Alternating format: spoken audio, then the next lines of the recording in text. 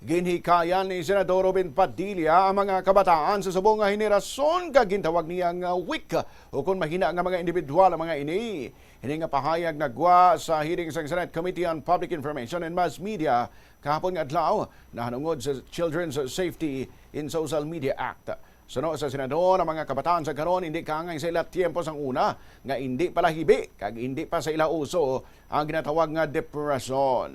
Ginpahayag man sang senador nga may pila ka mga mamalida nga gusto i-regulate ang pagdumili sa social media sa kabataan lakip na diri ang pagbutang sang age limit nga 16. Sunod naman sa Cybercrime Investigation and Coordinating Center nga kinahanglan nga ibalansehon ang interes sa mga ini. Dugang pa sining maayo para sa Pilipinas nga may baluan halin sa iban nga pungsod ang pagpatuman sa ilatag sa karesolusyon sa sining nga regulasyon sa pagdumili sa paggamit sa social media.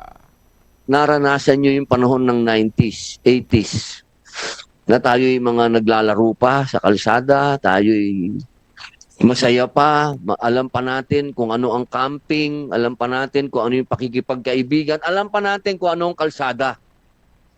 Ang mga bata po ngayon, sad to say, kung kayong magagalit sa akin, ako, maraming batang magagalit siguro, pero pasensya na kayo, you are weak. Hindi kayo katulad nung panahon namin na hindi kami iyakin. Natuto kami sa kalsada.